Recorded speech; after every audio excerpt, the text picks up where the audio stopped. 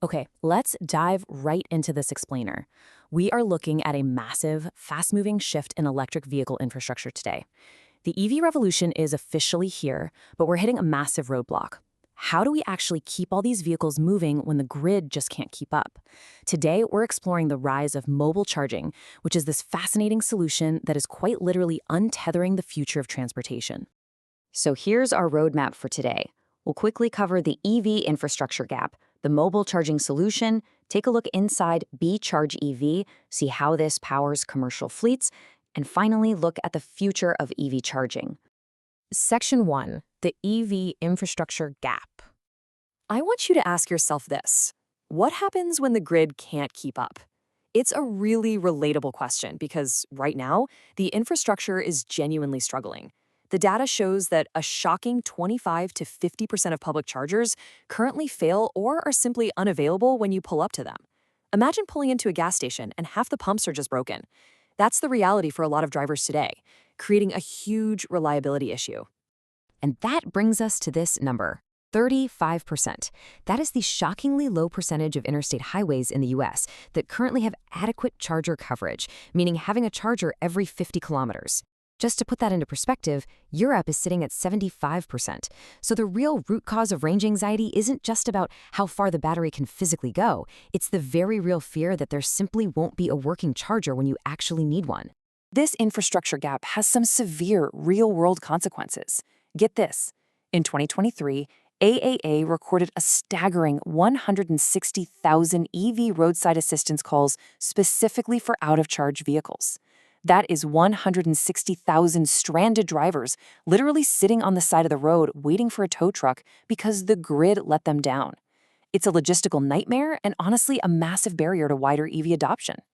Section 2, the mobile charging solution. Now, what's really interesting here is the stark difference in deployment. Building traditional fixed charging stations takes 6 to 12 months. You got to deal with permits, construction, and you are entirely dependent on the grid's current capacity. But mobile units? We're talking under 48-hour deployment, and they are completely grid independent. They just bypass all that red tape. It's a complete game changer. And the thing is, mobile charging isn't just a band-aid for emergencies. Look at these diverse applications. Yes, it handles emergency roadside rescues seamlessly, but it's also powering massive fleet operations, allowing logistics companies to charge their vans overnight without waiting on massive grid upgrades. It handles urban overflow in congested cities where wait times are just brutal. It even provides event power. Just recently, mobile units powered a 300-vehicle music festival by deploying modular stations in just 90 minutes. I mean, that flexibility is absolutely phenomenal. Section 3, inside BeeChargeDev. So let's talk about the undisputed vanguard of this space, BeeChargeDev. Founded in 2021, they've rapidly expanded their operations across all 50 states to fill the gaps the grid leaves behind. The absolute key differentiator here is simultaneous multi-vehicle charging.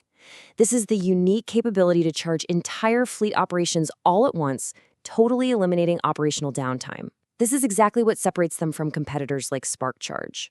While others are limited to one-off single-vehicle rapid battery swaps, BeeCharge can power up an entire commercial fleet at the exact same time. It's a completely different operational scale. And here's the hardware actually making that possible, the heavy-duty Energy Cube ME series. These things are absolute powerhouses, with massive storage capacities up to almost 240 kilowatt hours and output power pushing 120 kilowatts. They are built for serious industrial-scale demands. Weighing in at up to 2,700 kilograms, these rugged units are capable of operating in extreme conditions, handling everything from -20 degrees all the way up to 45 degrees Celsius. But incredible hardware is really only half the story. On the software side, BeeCharge utilizes their proprietary PSC AI platform, Predictive Smart Charging. It integrates directly with the vehicle to provide live battery monitoring, then sends out personalized low charge alerts to the driver, and finally allows for simple one-button dispatch of a mobile charger. The AI actually anticipates charging needs sequentially, so a driver gets rescued before they are ever left stranded. It's totally proactive. Section 4. Powering commercial fleets. Consider this unprecedented milestone. In a recent 60-day period, BeeCharge powered 250 fleet vehicles simultaneously across 15 different states. That is undeniable proof of their elite logistics coordination and market dominance.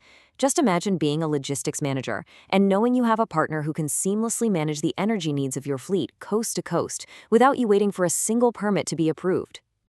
And this quote from CEO Anthony Ogorabito absolutely hits the nail on the head. We don't just charge vehicles. We power entire business operations.